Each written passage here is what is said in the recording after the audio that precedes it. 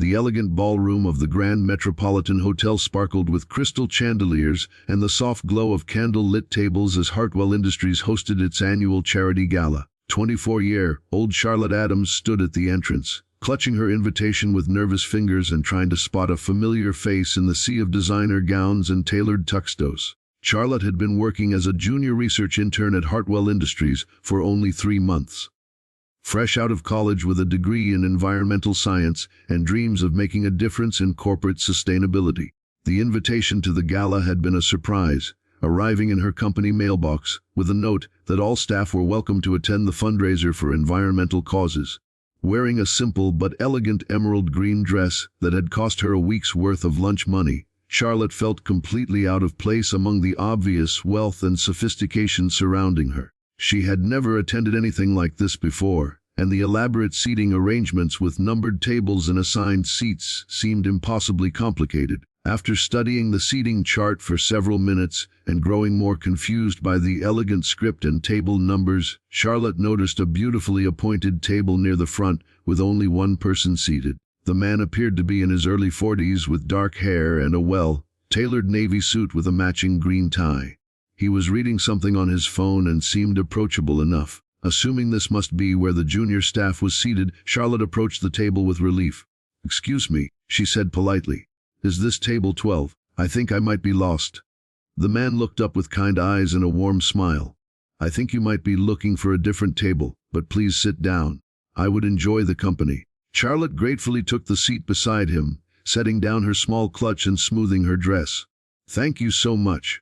I have never been to anything like this before, and everything seems so formal and complicated." "First company event?" the man asked with genuine interest. "Yes, and probably my last," Charlotte said with a nervous laugh. "I am just an intern in the research department. I honestly do not know why they invited someone like me to something this fancy." The man studied her face with growing curiosity. "What kind of research do you do?" "Environmental impact analysis," Charlotte replied, her voice gaining confidence as she spoke about her work. "I analyze data on corporate carbon footprints, waste management efficiency, and sustainable energy usage. It is not glamorous, but I love the work." "That sounds fascinating. What drew you to environmental science?"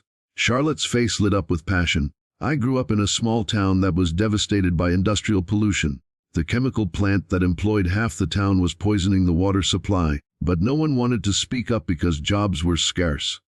I watched my grandmother get sick from contaminated well water, and I decided I wanted to help companies do better." The man leaned forward with genuine interest. "And what do you think of Hartwell Industries' environmental policies?" Charlotte hesitated, suddenly aware that she was criticizing her employer to a stranger at a company event, but the man's encouraging nod and sincere expression made her feel comfortable continuing.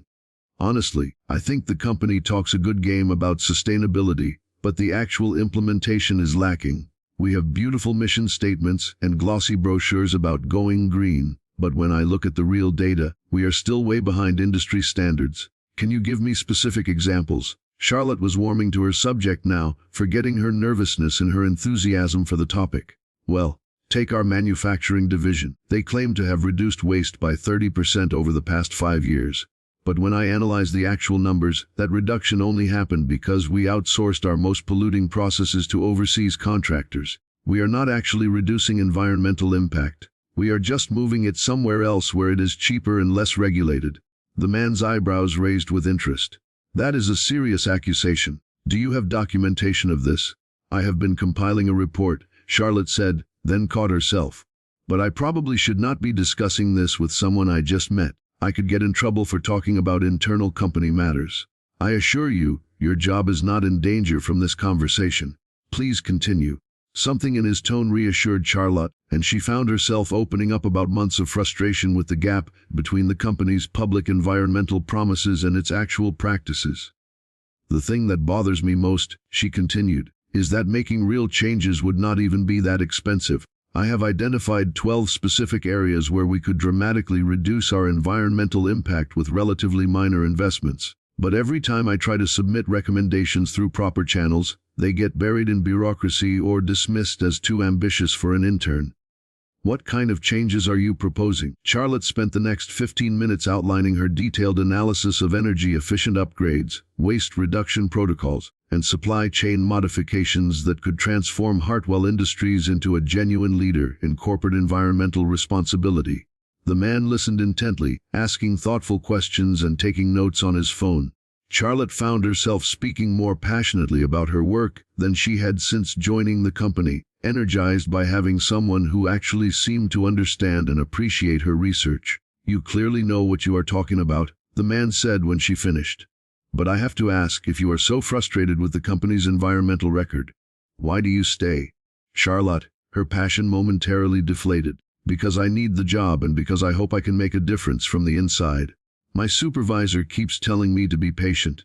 That change takes time in large corporations. But how much time do we have while the planet suffers? What if I told you that your recommendations could be implemented much faster than you think? I would say you do not understand how things work at Hartwell Industries," Charlotte replied with a rueful smile. "The CEO, Richard Hartwell, is notorious for being completely disconnected from day-to-day operations. Everyone says he is more interested in golf and board meetings than actually running the company. He probably has no idea what his environmental policies actually accomplish." The man was quiet for a moment, then said gently, "Charlotte, I think there is something you should know." Before he could continue, the evening's master of ceremonies approached the microphone and began speaking. "Ladies and gentlemen, welcome to Hartwell Industries' annual Environmental Charity Gala. Before we begin tonight's program, I would like to introduce our host and CEO, Richard Hartwell." Charlotte felt the blood drain from her face as the man beside her stood up and walked toward the stage amid enthusiastic applause. She had been sitting at the VIP table complaining about the CEO to the CEO himself for the past 30 minutes. When Richard returned the table after his brief welcome remarks, Charlotte was staring at her hands in mortification. "Mr. Hartwell, I am so sorry. I had no idea who you were. I understand if you want me to leave immediately." "Charlotte," Richard said gently, sitting back down beside her, "you have nothing to apologize for. That was the most honest and valuable conversation I have had about this company in months. But I criticized you personally. I said terrible things about your leadership. You said things that needed to be said, and more importantly, you said them because you care about the work, not because you wanted to advance your own career or impress anyone." Richard leaned forward earnestly.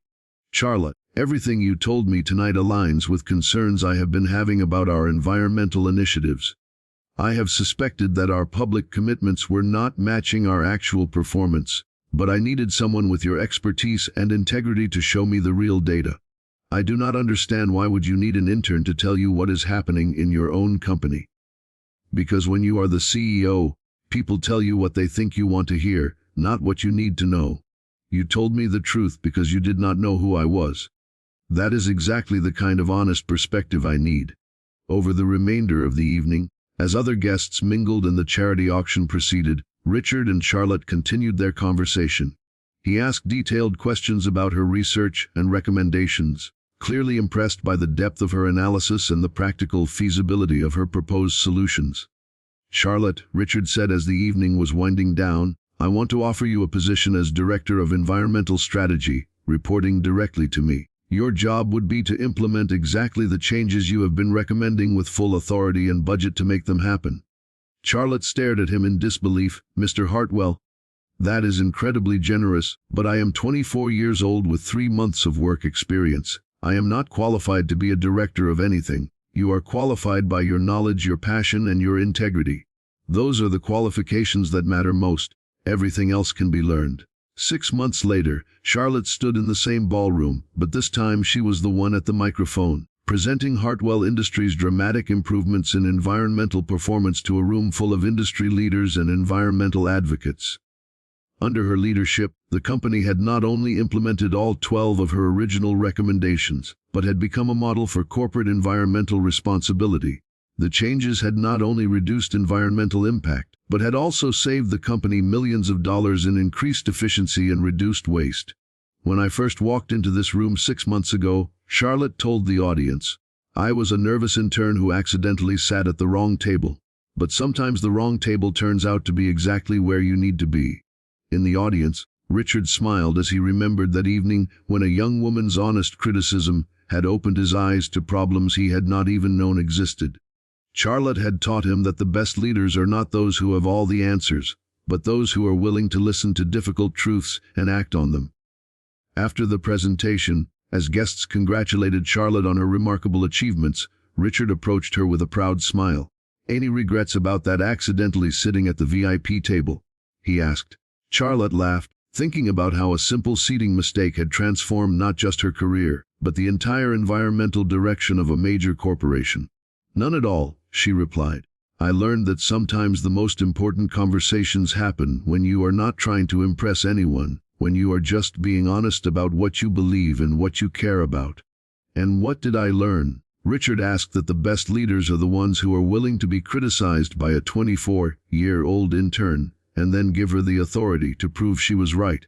As the evening ended and Charlotte prepared to return to her new corner office, where she was already working on the next phase of environmental improvements, she reflected on how dramatically her life had changed because of one evening of mistaken identity. Sometimes the most important moments in our lives come disguised as accidents or mistakes. A wrong table, an honest conversation with a stranger, a willingness to speak truth even when it might be uncomfortable. Charlotte had learned that authenticity and passion could open doors that credentials and connections could not, and that sometimes the best career advice is simply to care deeply about your work, and to never be afraid to speak up for what you believe is right. The VIP table, where it all began, now held a small engraved plaque that read, "Reserved for honest conversations and unexpected connections."